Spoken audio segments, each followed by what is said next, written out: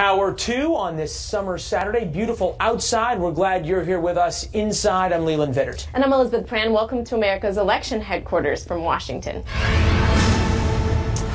Donald Trump follows up his about face in Wisconsin with a visit today to the state that put him on his path to victory. The GOP presidential nominee holds a rally tonight in New Hampshire, one day after announcing he is now supporting the re-election of hometown Senator Kelly Ayotte, as well as John McCain, and has endorsed House Speaker Paul Ryan. Kristen Fisher has more on this, we might call it sort of a fence-mending expedition by Donald Trump. That's fair. Pretty noteworthy, though, that he holds this big rally in Wisconsin. The Republican governor doesn't show up, and the guy he's endorsing doesn't show up. Any reaction since then from Paul Ryan to Donald Trump's now blessing? Absolutely nothing. Crickets. Zero response so far, and that, Leland, says a lot right there. But, you know, big picture here, it's pretty remarkable that a Republican presidential nominee endorsing a Republican Speaker of the House is front page news. But this year, it is. In fact, just a few days ago, the very idea of Trump endorsing these three high-profile Republicans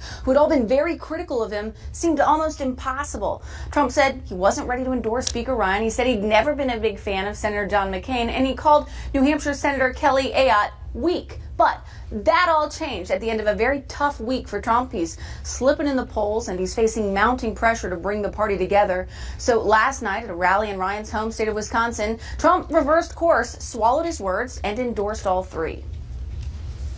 In our shared mission to make America great again, I support and endorse our Speaker of the House, Paul Ryan.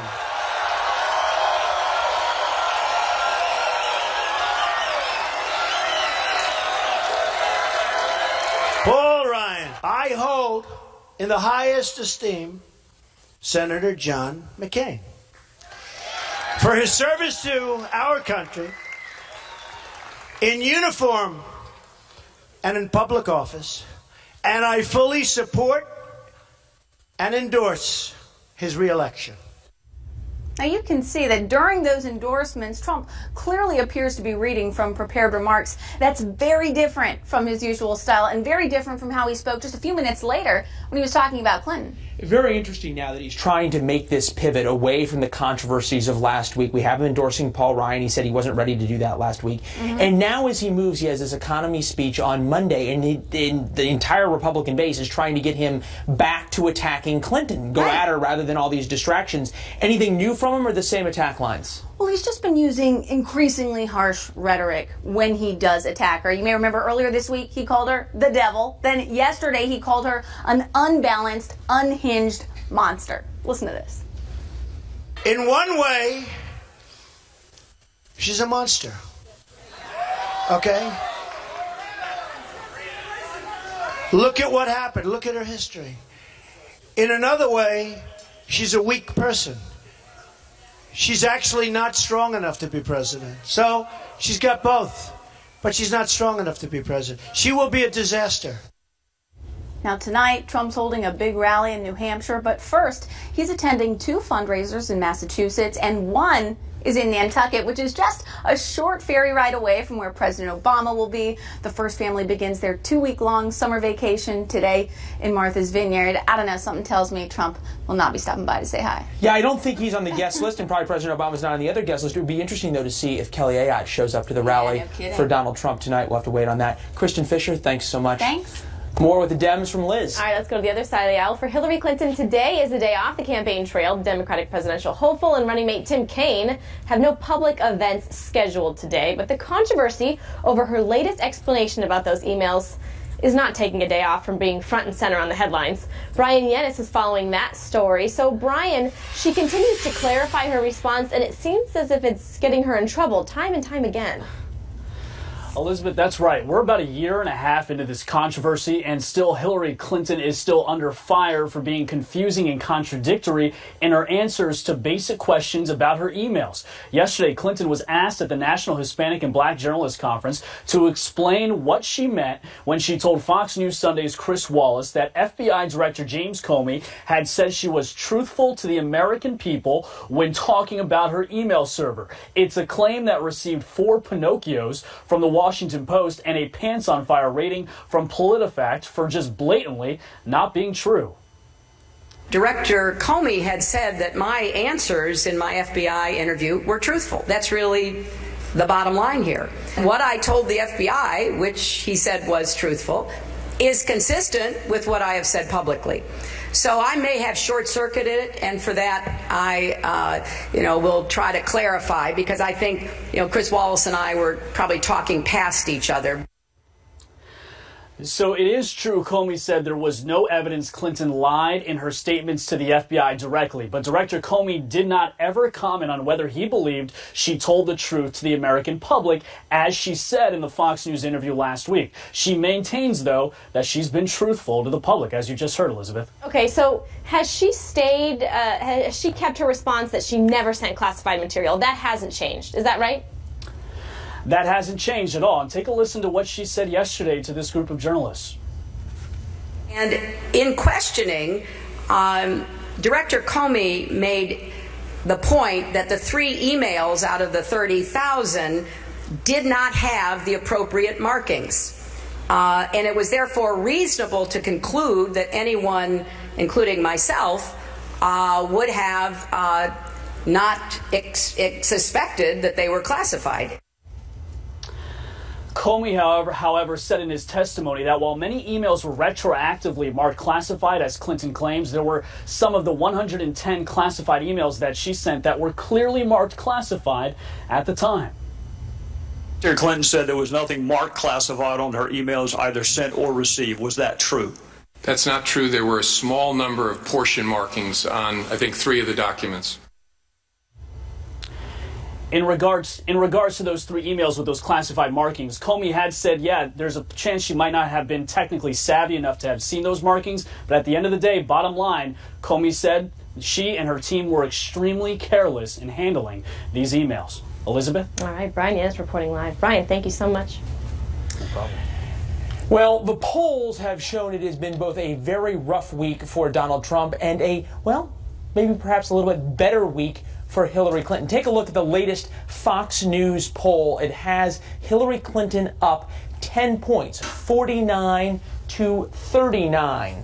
So how does Donald Trump try and make up some lost ground? For more on that, Ian Pryor, Communications Director for American Crossroads, David Morey, Chairman and CEO of DMG Global. Gentlemen, nice to see you. Hi, Leland. How are you?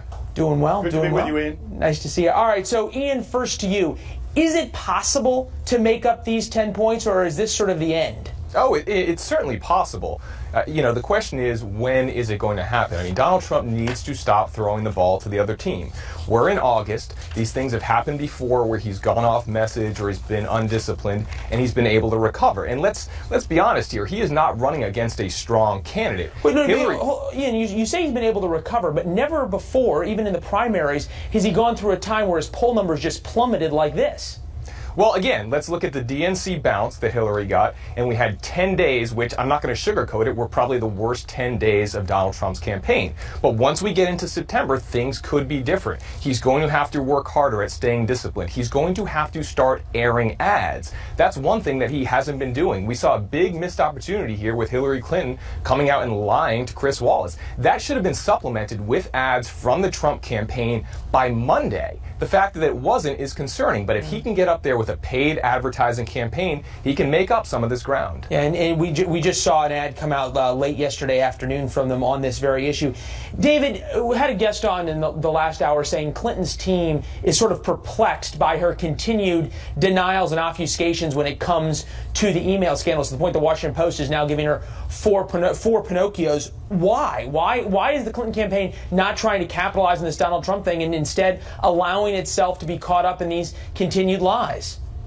Well, I think they're going to move past that very, very quickly, and they'll need to. The more they talk about emails, the worse it gets, unless there's some kind of new news and they have to respond to something. I mean, she's talking about some complicated legal issues that the American people don't understand, perhaps. Out of 30,000 emails, David, it's not that complicated. Either she had classified information on her server or she didn't. She told the American people she didn't. The FBI director says she did, and she continues to say, I didn't. That's not that complicated. Well, I disagree that it's not that complicated. It's a pretty complicated issue. Number one, the FBI director said there was no intent, which is why there was no indictment. Number two, he said she told the truth to the FBI. And number three, he said it was extremely careless. And she has then agreed with the first two, and she's characterized extremely careless as I'd never do it again. It was a big mistake. The issue but again, she still hasn't told the truth. Hang on, let me finish my point. The issue of the complexity is out of 30,000 emails, 3 of them had very small markings that indicated classified. She said she didn't see them, and obviously other people say she should have. Ian, why are we not hearing Donald Trump just hammering away at this issue and saying, look, if the FBI director calls you careless, how can you be president? And on these kinds of things. When Trump's on the stump, we don't hear about these issues. Why not? Well, we should. I mean, I think the problem is that he's getting distracted with all these other side issues. If I were to advise Donald Trump, I'd say you should be talking about 4 things on the stump, right? The economy, national security, immigration, and Hillary Clinton. And that's it. If you're not talking about those 4 things, you're not winning. Those 4 things are ripe for Trump, and he needs to be focusing every single bit of his energy on that, not getting in fights with, members of House leadership or incumbent senators running for re-election. Gold Star families. Exactly. It's interesting when you look at sort of a deeper dive in these poll numbers. We know Team Clinton does a lot of polling. We know Trump says, why should I pay for polling when the media does it for him? We've done a little bit of polling, put some of these numbers up. Honest and trustworthy. Noteworthy that only 36% of the American populace trusts whoever the next president is going to be, whether it's Clinton or Trump. Same number there. About 2/3 say they do not think the next president will be honest and trustworthy. So why the big difference between Clinton and Trump in preference? Take a look at the next poll. Who has temperament to be the next president of the United States? Clinton, yes, she has the temperament, 64%. Trump only has 37% of Americans saying that he has the temperament to be president. Interestingly enough, about 37% of Americans support him in the latest Fox News poll.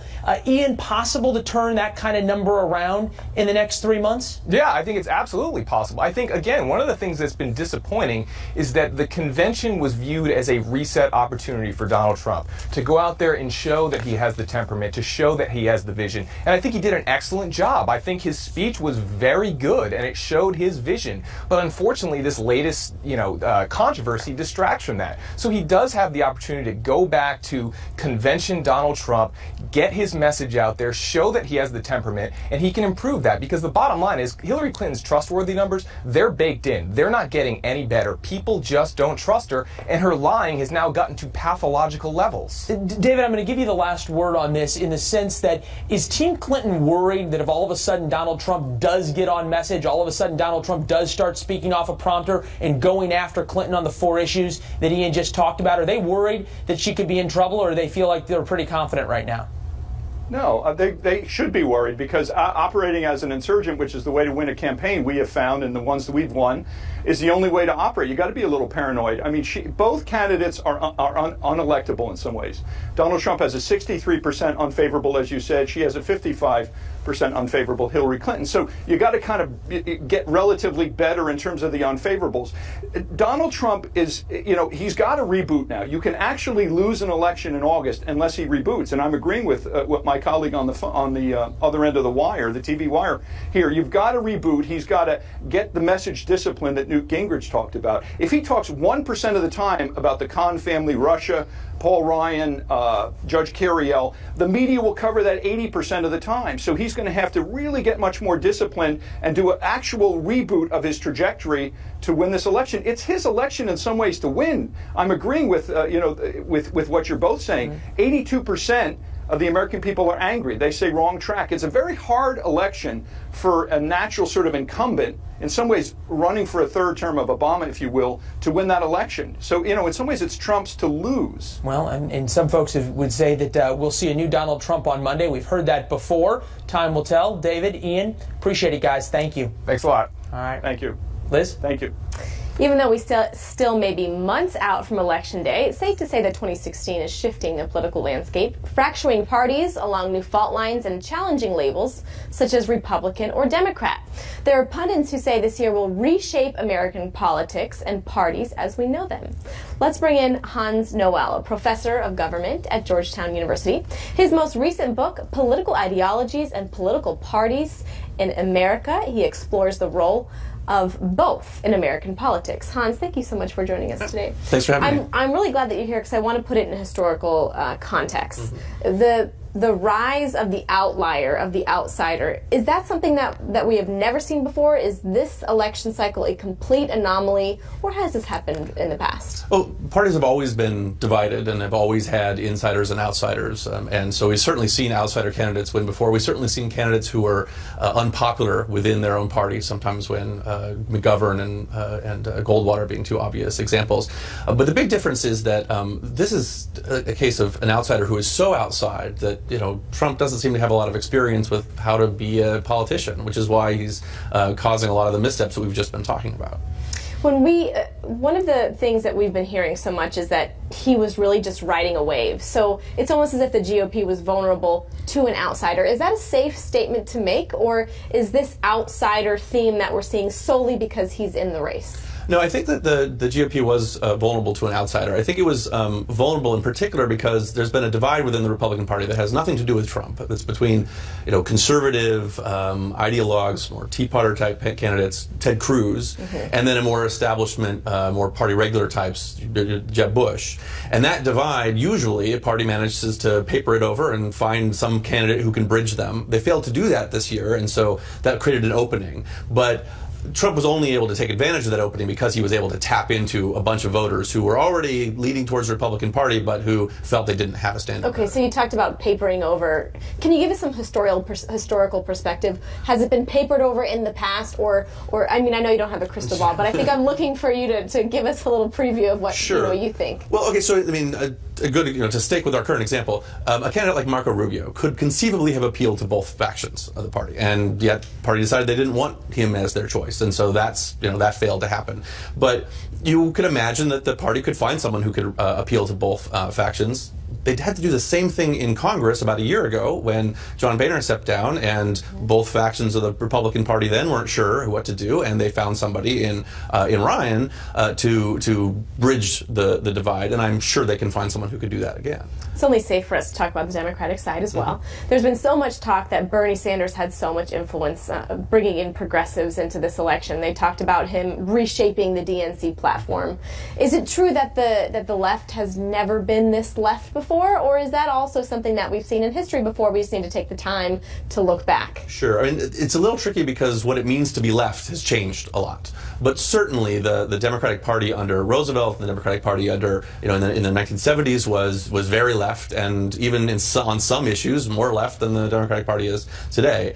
But I think it's true that the Democratic Party, well, both parties had been moving to more ideologically pure places in the last couple of decades. Democrats had been moving in that direction, but Sanders has definitely pushed them a lot. So what we think of a Democrat and what we think of a Republican may be completely changing. And they may be completely changing. I think they're probably changing in a sort of, in a direction, right? So it's not going to be a complete jarring change, but what the parties stand for in 30 years probably won't be the same thing they stand for now. Wow, I guess buckle up. Yes. Hans, thank you so much. I appreciate it. Very interesting stuff. Thanks for having me. For political nerds, we like this stuff. Sure. And for more on 2016, don't miss the Fox News Sunday exclusive tomorrow morning. Congressman Xavier Becerra and Trump supporter Newt Gingrich debate the issues and defend their candidates. Check your local listings for airtimes. This video coming into us from a concert in New Jersey that was midway through a show there in New Jersey. It was a rap concert when the crowd surged. The concert was the Snoop Dogg Wiz Khalifa concert in Camden last night. As the crowd surged, the railing gave way. Concert goers then plunged more than 6 feet to the concrete below. As you might imagine, dozens were injured, some with broken bones. The singers were whisked off stage, and then the concert later canceled. And when we come back, when will it end? California's Big Sur fire keeps consuming everything in its path. Our own Will Carr is live in Santa Monica. Hi, Will. Hey there, Elizabeth, and it's not just California. Bad weather is sweeping all across the country. There's fires, floods, even tornadoes. We're going to have a complete recap coming up after the break. Elizabeth, back to you. And floodwaters drench parts of Arizona. We're going to have a live report.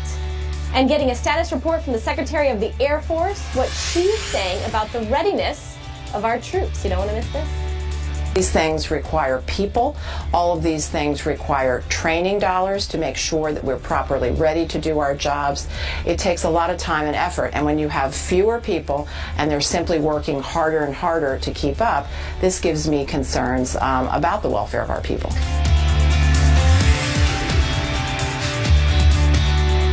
855-662-4759. All right, this is a Fox News Alert. Local media in Belgium reporting 2 police are wounded after a machete attack. Reports say the attack happened near the police station in Charleroi. Local police say the suspect was shouting Allah Akbar. In a statement, Belgium's prime minister says, quote, "I strongly condemn the attack in Charleroi. Our thoughts go to the victims, their relatives, and the police services." The suspect was taken to a local hospital, but he later died from his gunshot wounds. We're going to continue to follow this breaking news, and of course, as we get updates, we're going to bring you the very latest.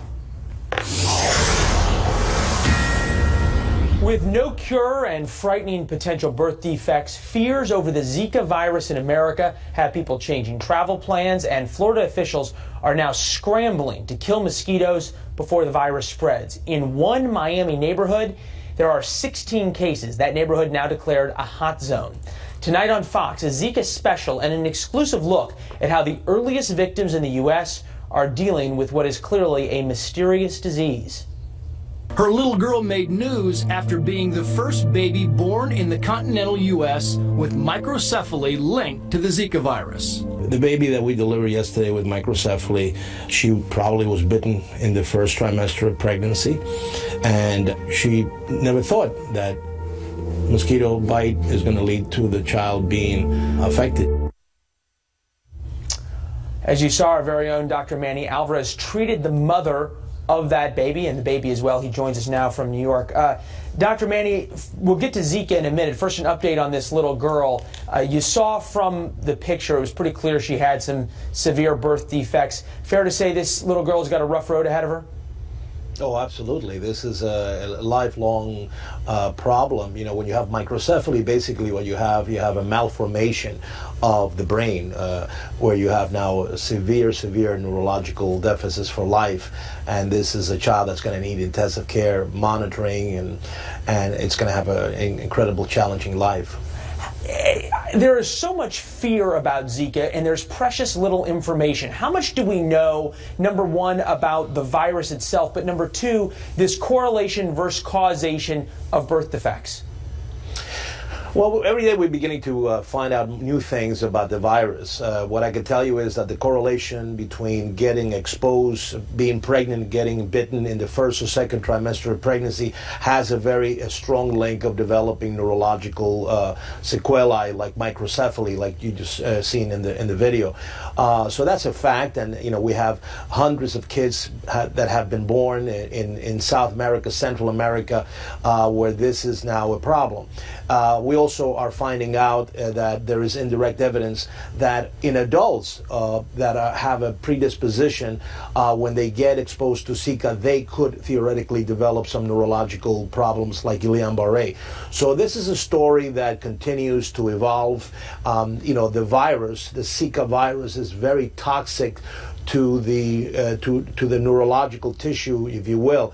And there's now also anecdotes that even babies that do not have the anatomical malformation, if they get exposed in utero, they could also have seizure disorders after they're born. You said the word correlation. Have we gotten to causation yet? Have we gotten to the point where we know that if a mother has Zika or is bitten by a Zika mosquito, her baby is going to be affected, or perhaps even her baby a long time from now could be affected? Well, there's causation for sure. However, remember, when you get into viral diseases, and I don't want to get too medically complex here, it doesn't necessarily follow that there's enough virus transmission into the unborn to cause it harm. So the causation is there. We're now sure that this Zika virus is the culprit, if you will, of microcephaly in some of these kids. As a physician, would you say to any young woman, certainly a young mother, but young women of childbearing age, are we at the point where they should be avoiding Florida, they should be avoiding states that have big mosquito populations right now? Well, look, if you notice what the CDC has been saying right from the very beginning, the first thing, the only line that we have right now is prevention. Prevention of exposure means if you're pregnant or you're thinking of getting pregnant, or if your significant other is in those areas and is coming back, abstain from sex. In other words, prevention is key. Don't put yourself at harm's way going to areas that are hot. When it comes to Zika transmission. So that's number one. The second phase now that we're getting very aggressive on is in mosquito control, and right now that war is not even barely began to be won. And the third phase, which is what a lot of scientists are working on, is we need a vaccine, because at the end of the day, if you're going to eliminate this problem, the only thing that will work is a vaccine. The one thing that we've been hearing, it's almost sci-fi-like, this idea of being able to create genetically modified mosquitoes so that when they breed, they're sterile, therefore it sort of ends the mosquito population or its ability to procreate. Is that the way to go? Is the spraying we're seeing in Miami the way to go? What's the solution here? Well, listen, I mean, I'm sure mosquito experts have a lot of knowledge in how to control the mosquito population, but here's the skinny. The genetically modified mosquitoes is something that is relatively new. It has never been tried before. The FDA looked into it, and they say it's okay. There's a lot of criticisms about altering the genetic material of something that is natural, like mosquitoes, but that seems to be one way to go about it. The spraying has to be continuous, but when we just had the news report with all the rain in Florida. No matter how much you spray, you get one of those rainstorms.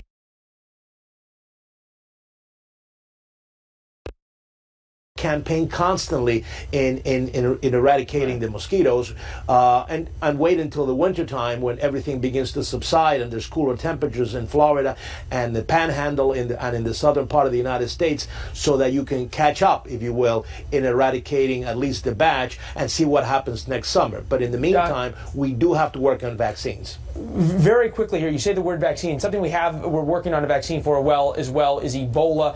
About 18 months ago, there was the huge Ebola scare. We were all going to die from Ebola. Everything was crazy about Ebola. Is this another Ebola that's going to turn out to be nothing, or is this real? No, this is real, and Ebola is real. What happened in the Ebola epidemic, Ebola is still out there. We're just not seeing come out in large numbers anymore. We still don't have an Ebola vaccine after hundreds of thousands of millions of dollars put into that kind of work. And that's an ongoing problem. So, it's a matter of time before we may have another Ebola outbreak. However, I think the health authorities down in Africa are kind of keeping things in check.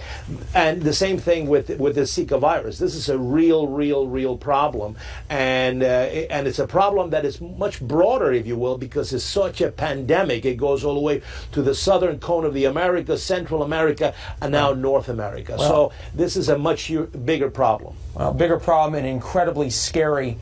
Devastating, you might say, effects of it. Dr. Alvarez, appreciate your insights and analysis today. Thank you, sir.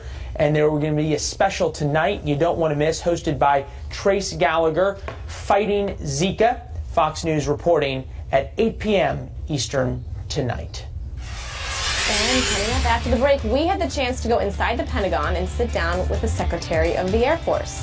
What and who, she says, is the greatest threat to the U.S., and how she helps to recruit America's bravest. That's up next. The number one thing, Elizabeth, that we offer in the military is we offer a young man or a young woman the opportunity to come and be part of a team and be part of a mission that is much, much bigger than themselves, much, much bigger than perhaps anything they've ever known in their hometown. Voters this week telling us how they feel about Donald Trump's stance on Russia. More than half, 52%, say his apparent praise for the president is no big deal, according to a new Fox News poll. Breaking down the numbers, 31% of Democrats are not bothered by it, while 72% of Republicans aren't either. But what about those in uniform? Is President Vladimir Putin a bigger threat than many realize? We had the opportunity to meet with Secretary of the Air Force Deborah Lee James. She's fresh off a trip to U.S. bases in Baltic states. And I start by asking her, what is her greatest concern when it comes to national security? I think the number one threat is Russia. Russia is one of the handful of companies that could actually present an existential threat to the United States. Of course, they have nuclear weapons. They have been acting in very aggressive manners in recent years, and they're also investing and they're testing military capabilities that give us pause, that are very worrisome to the United States and to our allies. I recently was in Ukraine. Ukraine, of course, is suffering as we speak from the illegal annexation of the Crimea, and there's also all kinds of ceasefire violations going on in the eastern part of the country. So people are suffering and they're dying and destruction is happening, and this is happening in part because of Russian actions. Secretary Deborah Lee James says that's one reason why today is an unprecedented time for the Air Force, which makes news every day with airstrikes on ISIS strongholds in Iraq and Syria. This while the Air Force is at its smallest in history. Enrollment peaked in the 50s with more than 900,000 airmen. But now that's dropped to less than 350,000, a decrease of more than 60%. She's reversing that trend with new recruits. The Air Force that I remember in the 1990s was 200,000 people larger than the Air Force of today. So point number one is our Air Force is much, much smaller nowadays than it has been in our past. It seems like the whole world has changed in the last few years. We're facing a resurgent Russia in Europe and in other parts of the world. We now have a fight against this group called ISIL that did not exist a few short years ago. We have issues in the South China Sea.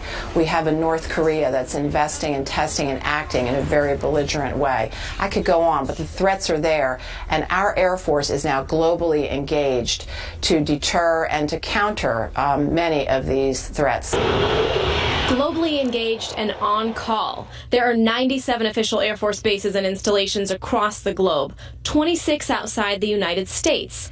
With so many missions to enforce, that's led to questions about overstretching human and aircraft resources, including remotely piloted aircrafts. They're working very, very hard. The demand for their services is way, way up.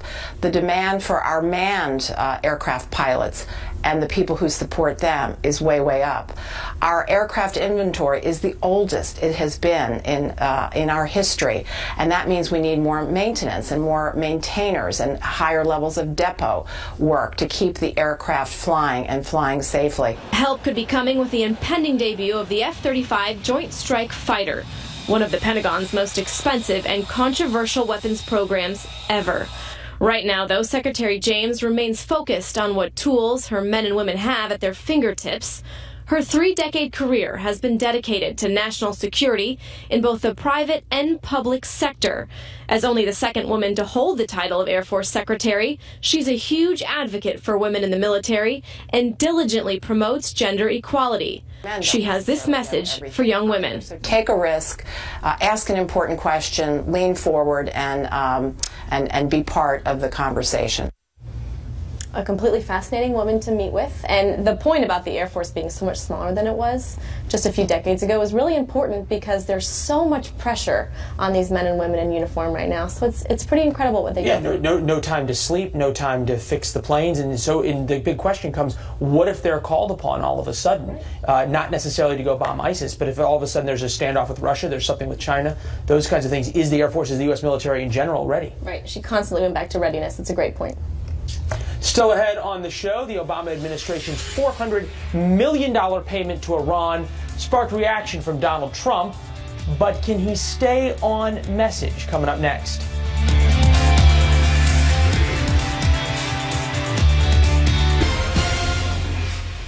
The controversy over the timing of that U.S. payment of $400 million to Iran is bubbling back to the surface.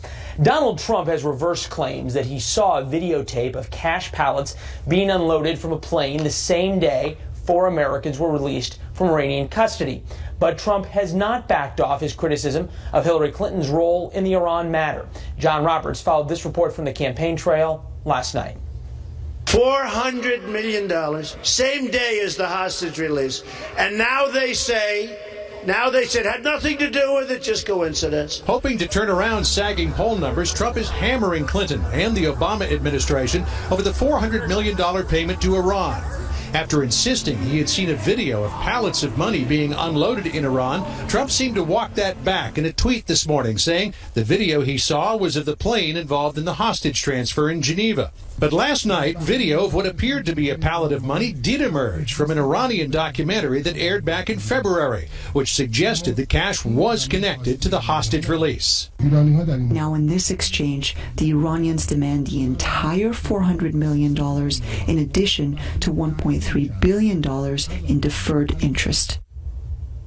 The White House insists there was no quid pro quo, that the money was Iran's to begin with and was part of the larger Iranian nuclear deal.